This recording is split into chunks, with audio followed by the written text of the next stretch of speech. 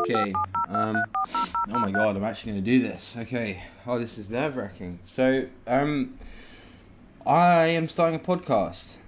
I have no idea if this is a good idea or a bad idea, but it feels as if it's something that I want to do and ought to do and should do, so I'm doing that.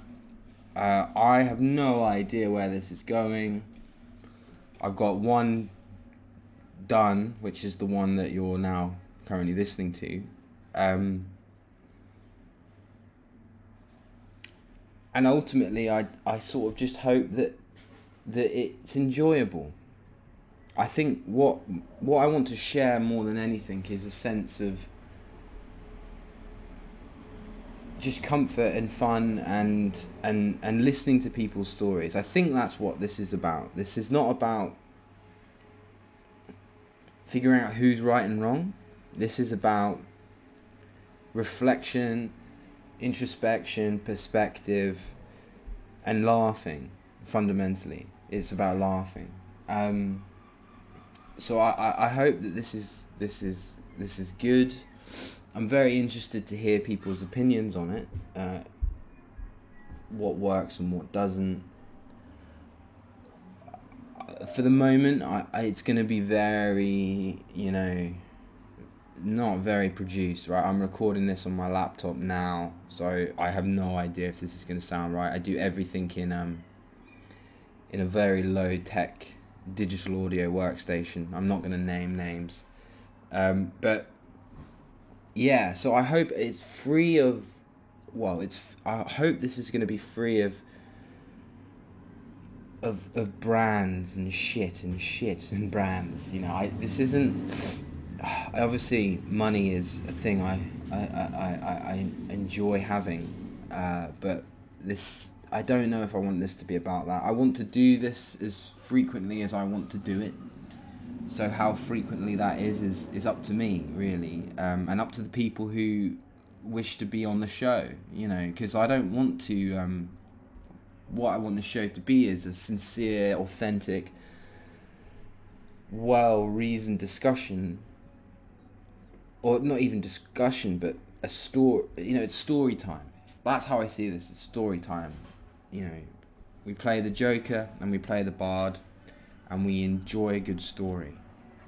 It's just that. It's stories, but real stories from real people who I cherish. So there's a lot of honesty here. It's going to be a lot. It's going to be, and I'm going to get things wrong. And I hope that in the moment, if I don't see it in the moment, that people are kind. Because this is hard. It's scary putting your thoughts into the world in such a high bandwidth way, right? Like my voice this is who I am. I'm not wearing a mask. I'm not performing here. I'm not playing a character. I'm not writing a character. I'm very much being me. And I've gotten to this point in my life where if I don't share who I am with the world, it stresses me out. So, and I very much enjoyed the conversation with someone who is very important to me. Someone who has eased my passage through life more than many people have. He's taught me things that I never thought I would ever learn.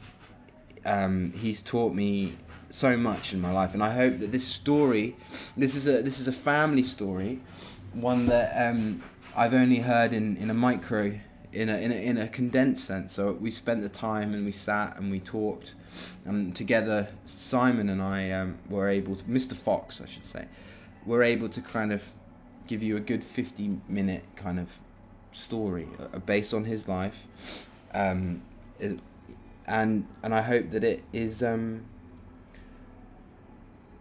entertaining and grounding, and I hope that it can alleviate whatever your woes are, whatever the stresses are in your life, the dissonance that living in this sort of world can create. I hope this eases all of those things. So, I've prattled on enough.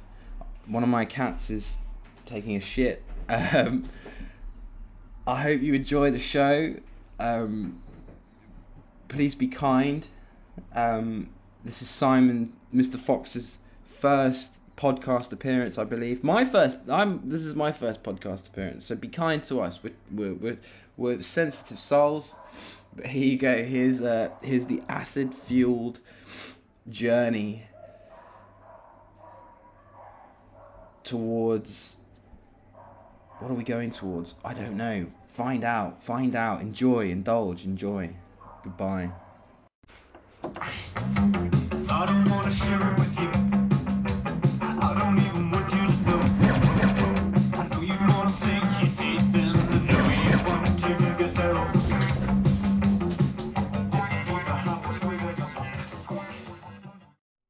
Okay, this is right. It's recording. Just pretend it's not that. So I can't remember what year, and I'm going to say it must have been the early 80s. Maybe 82, 83, something like that. So I'm 21 years old. And you never travelled before? Not on my own, no. It's the first time on your own and you're in France? Yeah. Okay.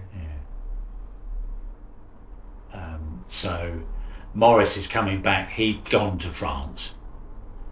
And he was on his way back hitchhiking, and he was picked up by a couple of Germans. Germans, yeah. Harry Zamowski. So, so Harry was okay. He's a German. He was a German man. He's a German, right? How old was he? I'm going to say at the time he was probably late 60s. Oh my God! Yeah, and yeah, you yeah. were 22. Yeah, I was 20. And it's late 60s. Okay. Yeah. Okay. And his girlfriend, Claudia. Mm-hmm. We only ever knew her as Claudia. And they were travelling to the UK because Harry wanted to buy a car, right? Wait, why did he want to buy a car from the UK? Why not in Germany? I don't know, he'd heard that you can get good cars in the UK for little money, right? Uh-huh. So, he picks Morris up, and Morris gets in the car. He's probably he hasn't had much to eat, because he's been on the road and stuff, and obviously didn't have any money. Yeah. He was trying to get back home to England, and so he gets in, and they're driving along, and this guy Harry just reaches under the seat, pulls out this big bar of Moroccan soap. Moroccan soap. What makes it soap from Morocco? Is there anything special about the soap that's distinctly Moroccan? It's green. It's made from hash from the pollen of cannabis plants. Oh wow! Okay. It's called soap. They call it soap. You don't smoke it. You use it to clean. No. Oh, you do smoke it? yeah. That's what it's all. Okay. You could say it's like hash, but they call it soap because it's that kind of because it kind of it's a bit crumbly, kind of break. It often comes in slabs and you break it off. Anyway, and in this case, and sometimes it's just like in powder form because it hasn't been compressed. And this is what he has: is big bags of powdered Moroccan soap. Moroccan soap, hashish. Hash. Okay.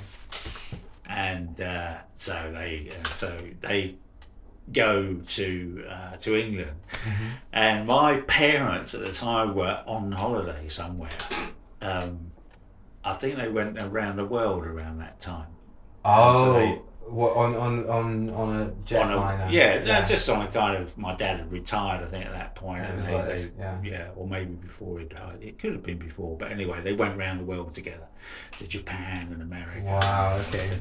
And so they were away for it, and it just so happens that they were away when Morris arrives back in East Grinstead with Harry Zamowski and his girlfriend Claudia. So they come to my house, and inevitably, partying ensues, and then so Morris is taking these people in hand, he's playing the white guy. He's like, so I bring you to England, I introduce you to my friend, they put you up in this nice house, and now I help you to buy a car and all this kind of thing. So we go. He's just getting off on being that character. Yeah. He doesn't want anything out of it. He's just going with the flow, Yeah. So and he's basking in the limelight of being this Mr. Fixer to this Harry Zamowski, right. And this guy, he's a journalist apparently. No way! Oh shit! Okay. And so he was on his way back from Morocco with all this hash. Somehow. And you got through. That got through. Somehow they drove it through, and we drove it back out again as well. No way! In the Rover. You didn't smoke. You didn't consume it all. No. Did you consume any of it? No. I think he had much more in France. So when we went back to France. So anyway, so we bought this car. Yeah. So how did that happen? How did the car So they said they wanted to buy a car. So cash, or it was no card. So we look in, or Morris looks up in the local, classifieds. And see the cars, and Harry goes, "Oh, I like the look of this one. It's a Rover 2200 TC." And it's been owned by one guy, and it's got relatively low mileage, very, very good condition, and it's not very expensive. Yeah. So they go around, and Morris does his salesman bit and knocks the guy down. He knows nothing, right? He's said nothing. He's completely playing a character. Does he know that knocking on the car can determine its quality? He knocks down the price. Knocks down on the car. Oh! He knocks down the price. How do you mean? So he haggles with the guy. He haggles playing the white man. Yeah, right. No, so this old guy is selling the car. Right. So Morris says, let's go. Don't worry, I'll take care of it. Okay. And it starts off at, say, I don't know, 975. And Morris says, oh no, we'll give you 900 for it. Right. And saves the guy 75. So we buy the car, we get it insured. And then he wants to go back to France. And he says, you come with me. Harry the German. Harry the German. Wants He to go says, back to come France. with me. I'm going back to France. We go to, oh God, this is just, what a story. Go to Moulin-en-Paris. So this is down in Vendée, in the south east of France, not far from La Rochelle, that kind of place. Yeah, really nice place. Yeah. So he wants to go back there. But he wants to take the red Beetle that Morris came with, and he wants to drive the Rover as well. And what is it? Can you describe the Rover? What colour are we talking? Okay, kind of so shape? how does it run? Is it show you a picture? Oh no, wait, no, because it's all Okay, so paint me a picture with the words. Okay, so it's a classic Rover TC. It's kind of 1960s, yeah. So a little bit more sleek, a little bit more of a Cadillac about it, but still a British car. So a little bit, bold. Lots of chrome bumpers. Yes. And it's two-tone.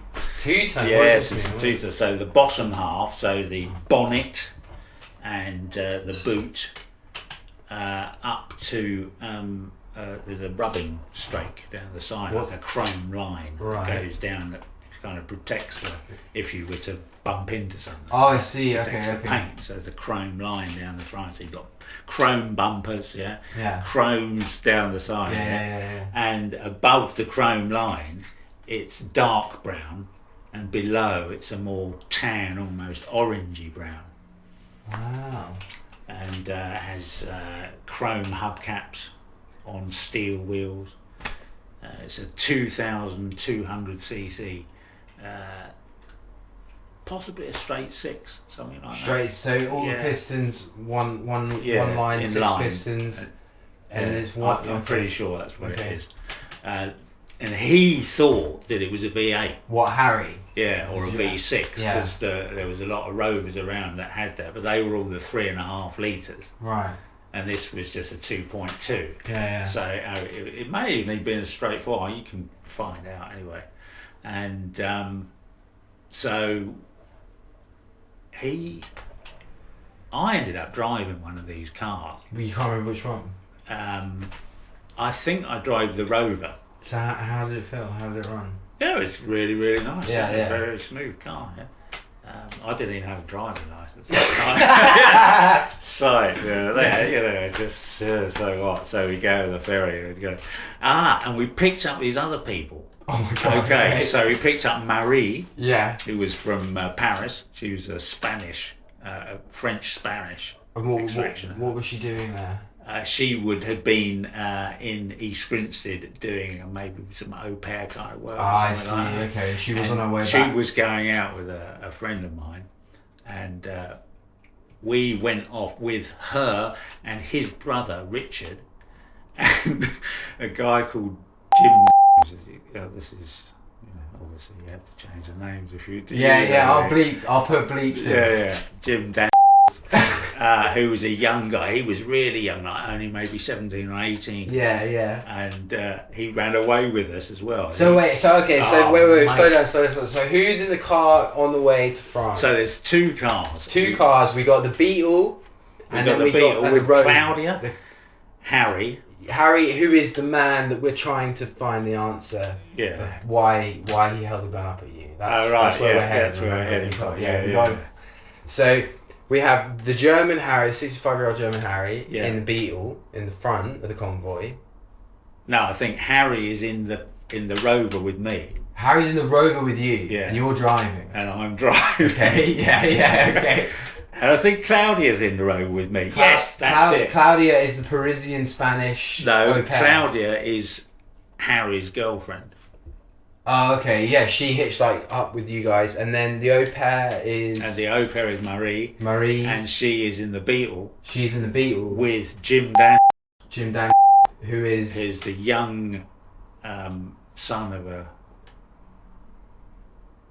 rich man in Surrey. Okay, cool. And they're in the Beetle. And this other guy, Rick, who is the brother of Marie's boyfriend. Alright, okay. The boyfriend didn't come. Paul, he didn't come. His brother came instead, okay? Okay. Right. So you're all fucking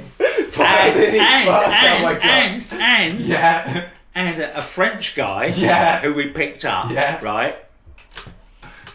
Who had a bag of blue microdots.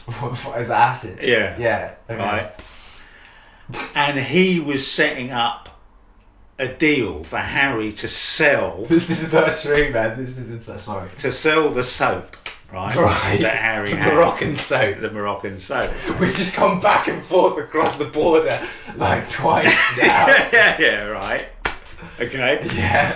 So we arrive in Paris, and this guy Christian says he can organise a sale. Right, so he sets up this sale, and Harry turns up. We turn up, right, and there's these guys, proper gangster types, really Parisian French gangsters. Right, okay, and what? And they're looking to buy the weed. Guys. These are white guys. Then, like, what? Can you paint me a picture? So yeah, I seem to remember they kind of dressed in leather jackets. Leather jackets. Not biker jackets, but kind of Yeah. That kind of, and leather. Like boat shoe type, or okay. Shoes. And were there guns? Could you see guns? No, nothing like that. Okay. And probably they were well tanned. Let's put it that way. What does that mean? So they could have been French people. They could you mean they could have been more Arab. Okay, yeah, indeterminate. Yeah. But they were speaking French. French. And anyway, so Harry, so they said, "Oh, we'll buy it." They had a look at it. They said, "We'll buy it for this much." And Harry started fucking playing a game with them. Well, German Harry. Yeah. And he said, "No, I want this much for it," and all that. And they travelled all this way to set up the deal. It was probably that far, but they'd gone out of their way to come, and then he said, "No, I don't." Yeah. And they just said, "Fuck off." So that was the end of that. So no deal happened. So then everyone's pissed off. You leave. Well, Harry's pissed off. We don't really care. It's just like whatever, mate. I was just along for the ride, you know. Yeah. So then, and anyway, so Harry's, he's obviously decided that we're all going together. He needs us all to come to this. So we're going to this house called Lavigno. Right, in Paris. No, this is in Vendée. Vendée, which is in a place called Moulins-en-Paris. But if you look at a map, you've got Paris, where... So, Paris is there, and if we look at that, so the Bay of Biscay there, Brittany is here. So, Vendée is kind of here. So this is the west... Southeast of Paris. Oh, Southeast of Paris. Oh, no, he's in west. Paris, yeah. Where's the north? No, southwest of Paris. Southwest of Paris. Southwest of Paris. Yeah, so not far from La Rochelle, which is a big yachting location on the west coast of France. And this is where you guys are now finding yourselves after. So we're now travelling. So we've been in Paris, gone through the failed deal. Yeah.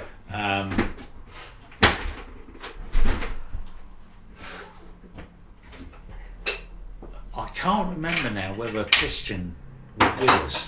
We may have lost him in Paris. No! But we definitely gained the blue microdots. You kept his blue microdots? Yeah. Somehow. So this is going to be an acid catastrophe. Is this where this story's heading? No. No, okay. No. That's just on the journey. That's all right. Just on the journey. Right. Okay. Okay. So now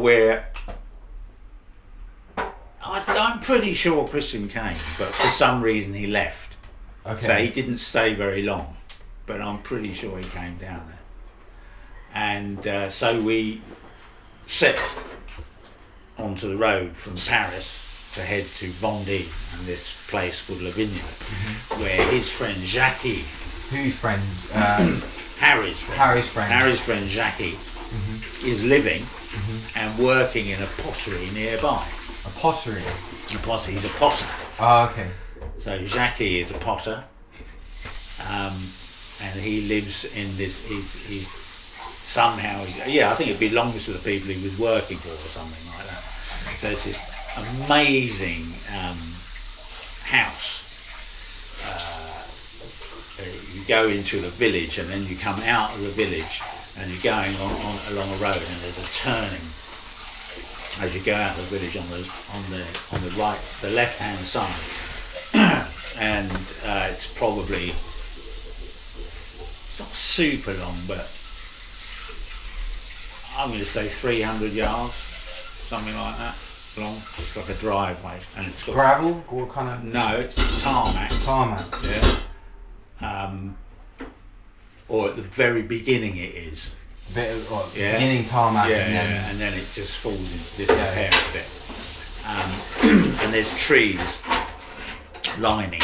What sort of, are we talking? We're talking, they often put them in those kind of places. I can't remember what kind of tree is offhand. Tall.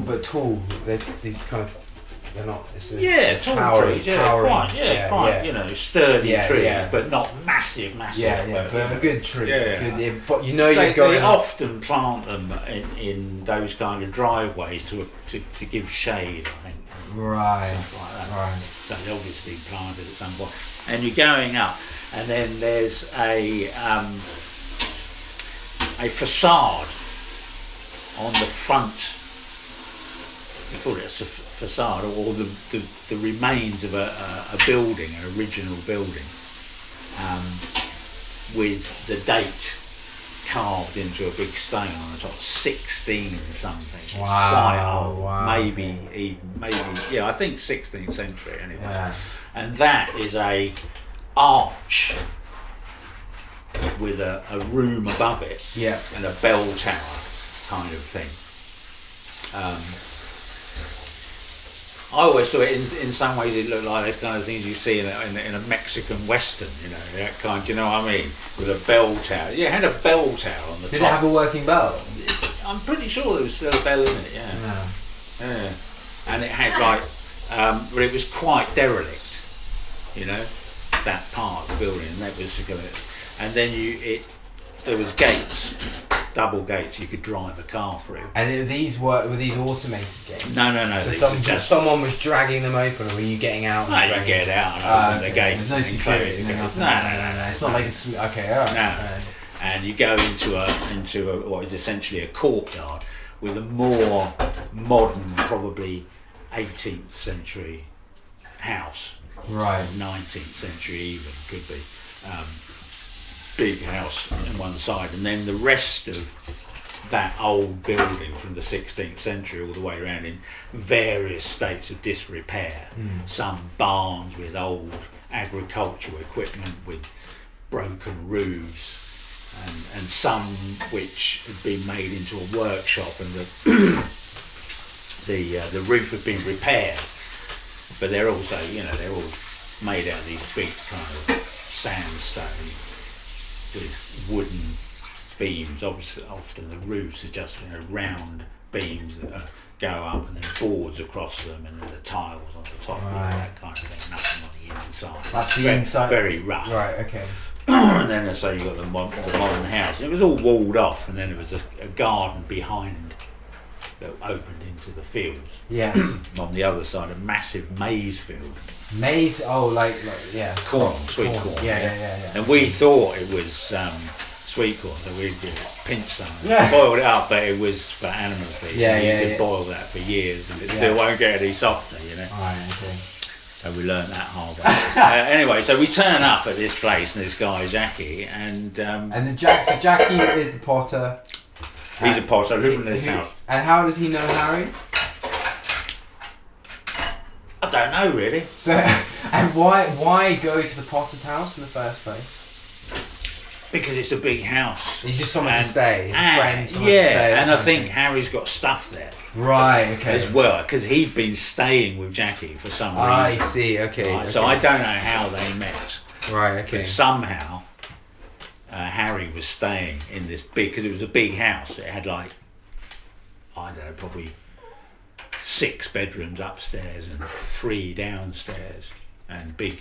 It was an amazing house, beautiful, old French style, but as I say, probably 18th, 19th century with tiled floors, classic tiled floors, right. And lots of wood panelling in some of the rooms and stuff like that. Some of it was a little bit more derelict than others. Big kitchen, and as I say, there's a big kind of courtyard outside, and we all just went and lived there, because Harry was saying, here you come and I pay for everything, and smoke the hash, Just get high. And what were you how were you living? What were you eating? How were you cooking? Well, he he gave people money and just went and bought stuff and came And you back. all cooked together, or? Yeah. Okay, oh, absolutely, yeah. So this is, I'm assuming, this is where, so you're in close quarters now for a long time. Is this when relationships start to develop? Basically? Well, first thing that happens, on the first night, so we arrive in this house, as I say, beautiful house, it's the middle of summer. Right. It's quite hot, cicadas in the evening, and the moonlight, and this kind of broken down 16th century kind of place, and so there's this guy Christian with his microdots, there's Maria, there's Richard, Maria's boyfriend's brother, there's Jackie, the French potter, Harry, Claudia, Jim Daniels, the young boy, and myself, right, in this house there, and so you all turn up, and there's food gets prepared, and we sit around this big open room, and they have, in front of steel shutters, they have curtains. Right. So it's got these big, very, very tall ceilings, and these big windows, and then steel shutters that you kind of shut. So very echoey, kind of, with mainly kind of hard furniture in it, the odd bit and pieces, rugs and stuff like that. But mostly. And then there's bedrooms kind of, coming off of the main living room. Mm-hmm. And a big room out the back where Harry was staying. And we're all and there was fruit And there's fruit. Just fresh fruit all the time. Yeah, lots of fruit. Were there house what's the word? What was it? Like not a butler, but like. No. It was there's no. And it was very, rough and ready, right. kind of thing. But it was a big house nonetheless. Absolutely, yeah. It wasn't in the most modern. As many houses in France, they were built and then not used for years and stuff like that. It was like that kind of thing. It had been neglected for some time, and then people had gone back to it, kind of thing. Yeah. So, but it's a really, really interesting place. It's still there. You can see it on Google Earth. Oh really? You've gone back. You've had a look. Oh mate, just going around. Yeah, weird. So we're there, and Akwan said, let's all take some microdots, and because we got all this. It turns out that, to be honest, the soap was shit. Really? You had to smoke so much to get any effect from it. So we were crumbling it in our breakfast cereal and stuff like really? that. Just crazy. And Harry would just send people out to go shopping and buy stuff. And he liked his food as well. So, and we'd always, and people would just like, I don't remember cooking or anything like that. He would make breakfast. He just did what he showed you what to do, and you ate what was given to you, what was available, kind of thing, And anyway, so we decided to take this trip, and we're listening to lots of music. I remember listening to the Rolling Stones and the Doors. We were listening to lots of the Doors. Break on through to the other side. Oh wow! Yeah. And it was at that time we were really into just listening to music. And this was on records. On record player. Then really for the time, and a lot of French songs as well that I hadn't heard a lot of at the time, but got into Véronique Sanson, Gainsbourg, and people like that, Jacques Higelin.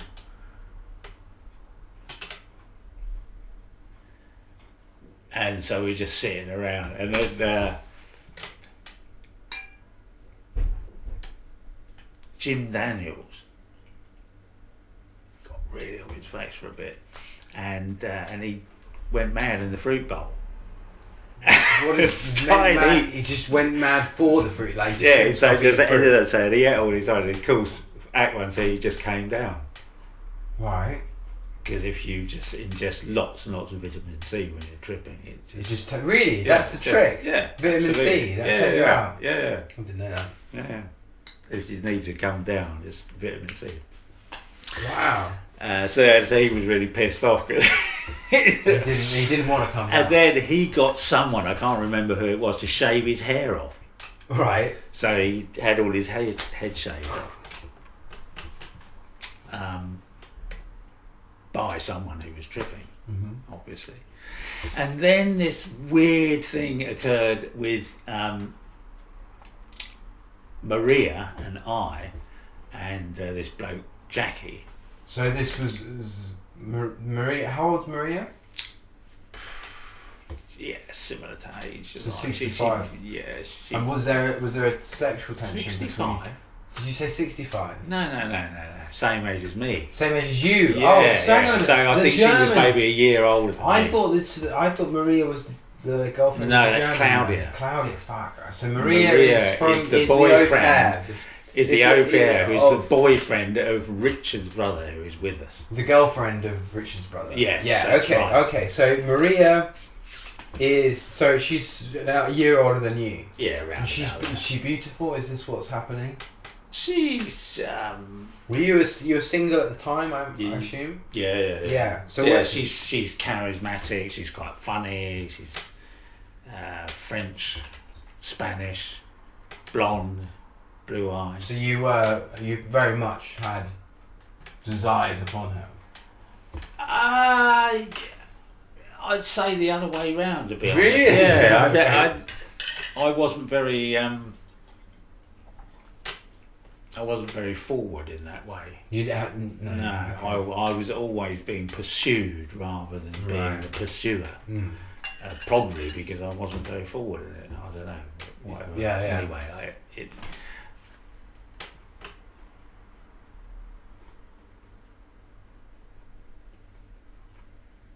yeah, but yeah. Anyway, so yeah, so I was kind of like making out with Maria, which obviously pissed You're off. making out with her? Yeah. You say, okay. Yeah. Alright, okay. So, because it's in the room, there's this. I don't know. It's like one of these kind of old-fashioned day beds, almost. You know, with a kind of wooden frame and a big kind of just like a daze, almost a platform. You know, with a kind of soft thing on it, or it may have been an old bed or something like that. But anyway, it was in the living room. Yeah. And you and her. And we were just fooling around, you know, just yeah. talking to each other and stroking each other, Yeah, being really weird, exploring each other. Not necessarily in a sexual way, but but there was a connection there. We were into each other. And was this your first sort of that kind of experience? Was this your first time? No, you'd already kind of you had a bit of experience. Oh yeah, I was 21. You knew you'd do it. Yeah, okay. Oh, absolutely. Oh, okay. Yeah. No problem there. And then this guy Jackie the potter decided that he wanted some of the action, so he kind of joined in. Whoa! Okay. And I don't really know what his game was, because I mean, of course he was tripping, wasn't he? Right. So yeah, he probably didn't have any boundaries, that it might not be. And I'm just like, whatever, it's not really a thing. Yeah. And he's gay anyway. Right. So okay. Jackie is gay. Yeah. So it's obviously anyway. So that all goes down. And then I think the next day we go off to La Rochelle, to the beach. And so this guy Jim has had his head shaved the night before, right? And we go out on the beach and he doesn't put anything on his head, right? Right. And his head gets sunburned, right? Because he falls asleep on the beach, right? And his head gets sunburned, and he wakes up with his head burnt. And he decides that the solution to this is to dip it in the sea, right. Which is just rubbing salt into the wound, basically. So he didn't have a very good time about that. And that was fun. Yeah, and I remember we were driving out, listening to the Doors. Right. Wow. Here Comes the Sun. Right. Break on through to the other side. And just cruising about, and then we go back to the house and everything, and then so a bit more of that kind of went on, and then I seen this guy Harry. He started getting a bit weird. He started getting a bit like he could tell us what to do and control us, So he thought maybe he was trying to create a cult. Who knows?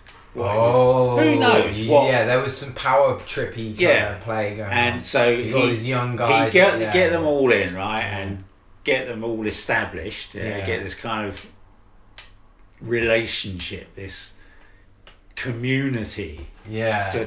By bringing them in, giving stuff to smoke, and and providing money for food and drink and stuff like that. Yes.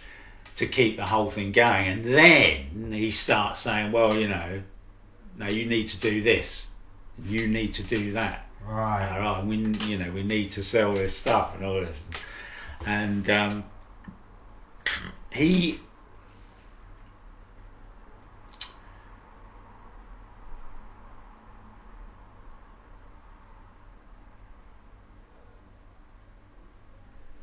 was being irrational, right?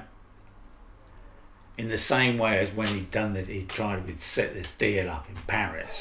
He would just do all this talk, about this, that, and the other, and it was all just hot air. You know, the stuff was shit anyway, right?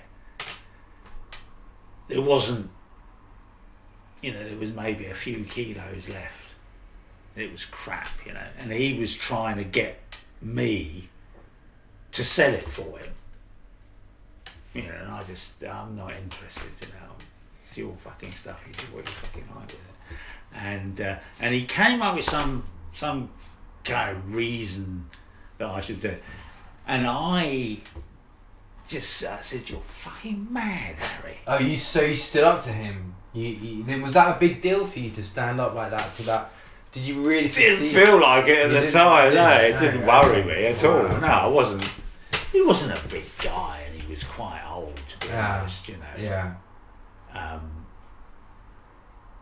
And I was wiry then. Really? You know, I walked all the time. I was quite thin, but you know, I was okay. You know. Yeah.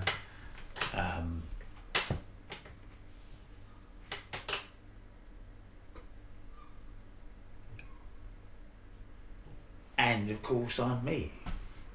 How do you mean? You know who I am, Harrison. You know. Yeah. You know what I'm capable of. All right. So in any situation, but certainly in a situation like that, I'm gonna play it in a certain way, you know. And I was very much my own man at that time. Really? You know? Already then you kind of knew who you were. Like, I don't take shit from anybody. Really? Yeah, at that age, you figured that out, and you were like, "Wow." Yeah. No. Wow. Not happening, man. Really? Wow. Talked to me like that once. So finished. Really? So anyway, I said, "You're fucking mad, Aaron." It was throwaway, to be honest. Yeah. It wasn't this big thing. And he goes, "Oh, how's it going?" You get the German. You get the German in you. You talk like this all the time. Very, very like that, yes. You know, very stinted kind of, yeah, like that. He goes, yeah. He said, "You ever talk to me like that again, I will kill you. I'll fucking shoot you." Like this. Wow. And I go, "Oh yeah." And oh my god. And I just like, yeah, whatever. But he, I think we knew he had a gun. Anyway. What kind of gun was it? So it was. No, actually, before we go there, so he's just said this to you. Yeah. And your reaction to that I'm gonna fucking kill, that threat. That's where we left off. So let's go there. So your reaction to the threat. Well, so basically what happened was he said, "If you say that again, I'll fucking kill you, I'll fucking shoot you." And then he stormed off. So I was at the time, I think I was in the main room, and there was you could go from the main room, you could go into a place where there was a staircase, and down a passageway and into the room where he was, or you could go through a bedroom where I'd been staying with Maria, out the other end of that bedroom and cross that hallway into his bedroom. And he went off down to this other bedroom, and I think Claudia was running after him. Claudia's his girlfriend, his girlfriend. And I think she was going screaming in some way, you know, like kind of, you know, don't trying to calm him down, kind of thing, you know. Yeah. So I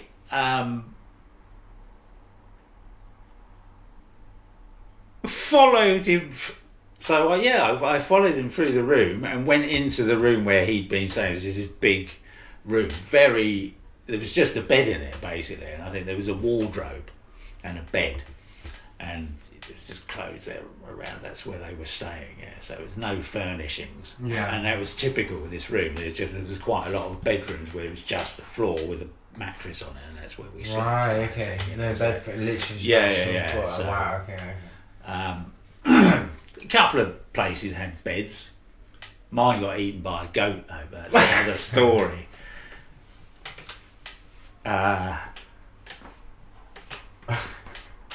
So you've chased him. So I've followed him, not chasing exactly, but I followed him. Yeah, I'm just like, curious. Come on, what's this all about? Because this has got to go somewhere. Yeah. Let's fucking get on with it, kind of thing. So I go into the room, and he's gone to the wardrobe and got the gun. Right. And he's standing in the room with the gun. He's pointing at me. Okay, so just have you ever had someone point a gun at you before? But not an actual gun. But lots of times in play it's happened to me. But I mean, like, in that moment, did you feel like, oh my god, I'm gonna die? No.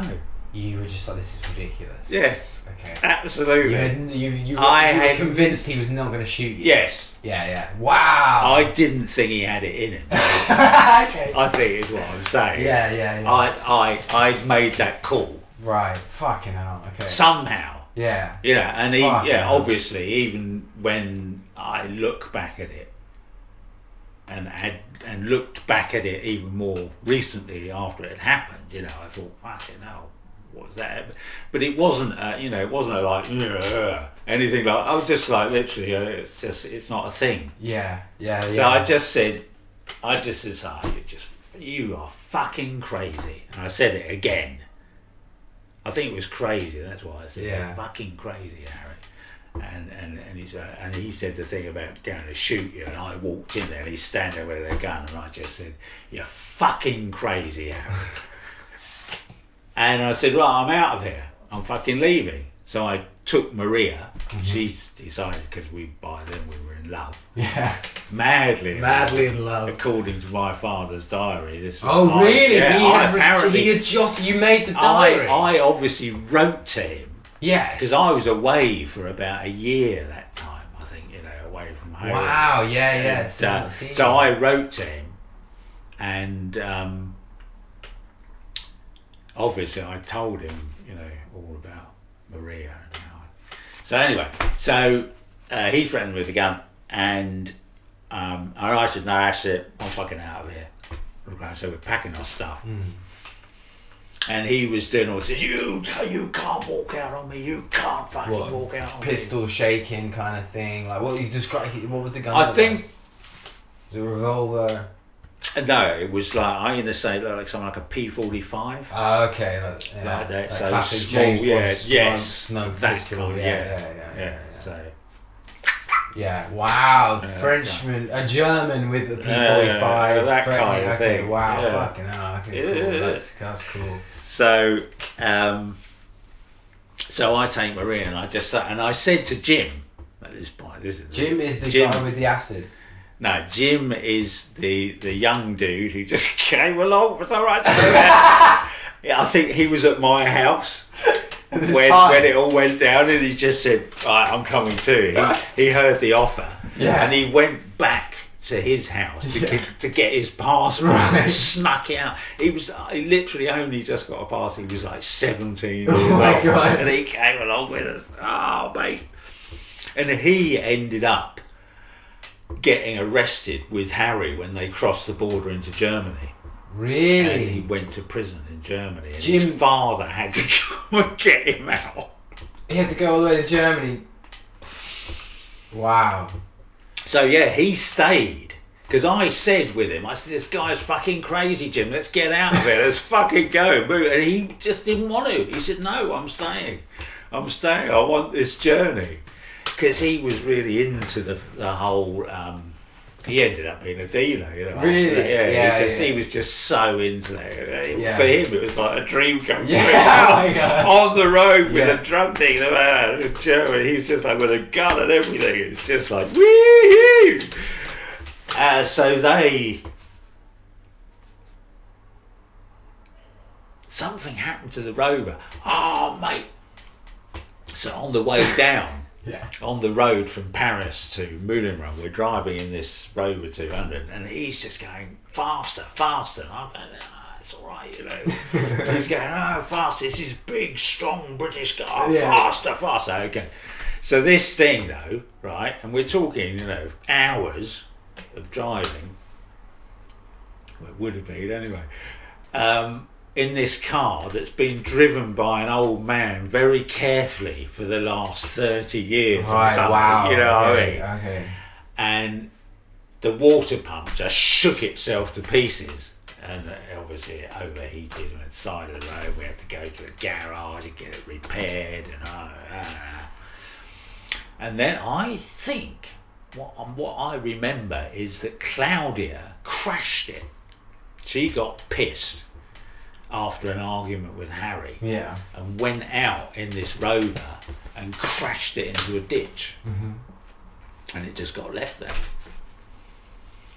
And we left, me and Maria left, and we went grape picking because we had no money, because we'd gone out there and all the money we had was gone, and you know, we were just on the road, man. So she was French, so off we go into the Vendée to Calumiere. Oh, what an experience that was! But that's another story. But when so the business with Harry, so down to get it down to the last time I saw the man. Yes. So I said to Jim, let's get out. I mean, I tried to convince him. I think Rick had already gone there because he was pissed at me because I was shagging his brother's girlfriend. But you know, it takes two to tango, man. And they haven't been together that long anyway. You know? Oh, okay. I had a bit of a history with Paul and those kind of things. Oh, really? Okay. Other girls. Yes. Anyway.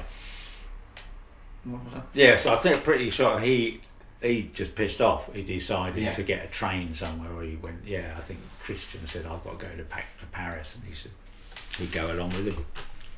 So now it's just you and Maria, great.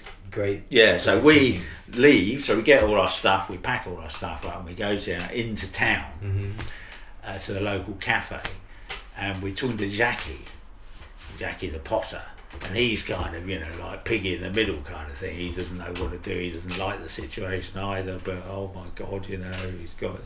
He has some relationship with Harry. Yeah, but I don't think, you know, I think he's got it way over his head kind of thing, you know, and he's not really happy about it. So so we meet him in the cafe, and we're sitting in the cafe just you know, having a beer and or a coffee or whatever, and planning what we're going to do next. And I think that's where we decided that we'd go and pick grapes, you know, so we could make some money and then make our way to Paris, where Maria came from, and she had an apartment there, I think.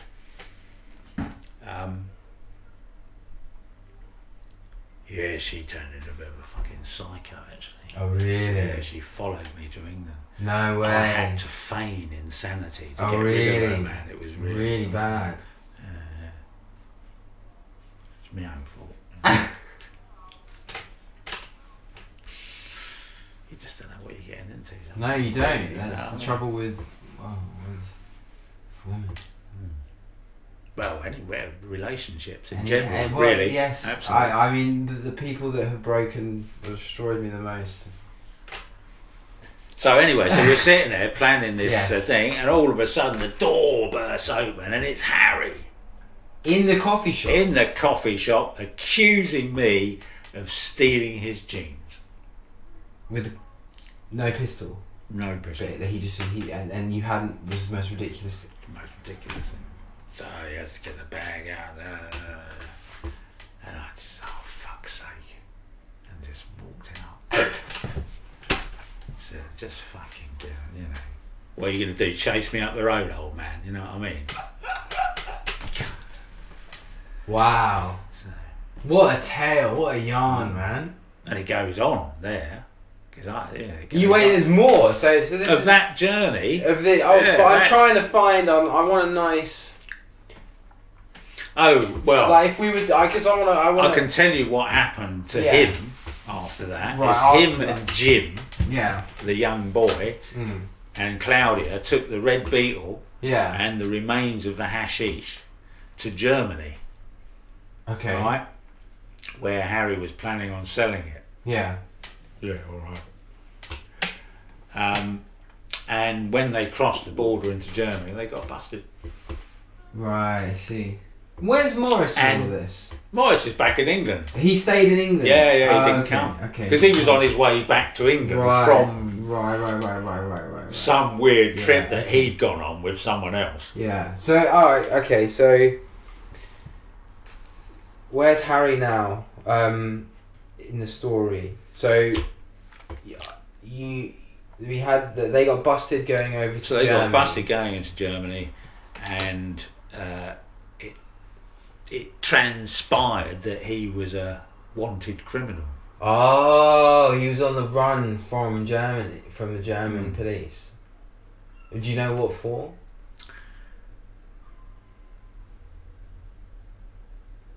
Not really. But as I say, he claimed he was a journalist. And he did look like a journalist. Did he talk like a journalist? He looked like something out of a Indiana Jones movie. Wow. Do you know? He was this raggedy, blonde German. He looks like a person who spent a lot of time on a yacht or something. Right. And he dressed in that way as well. He used to wear loafers, like shorts, shirt, and that kind of. He was quite fit. Yeah. Just lithe, but very, very tan, very weather beaten. But he had this shock of blonde hair. And he was obviously,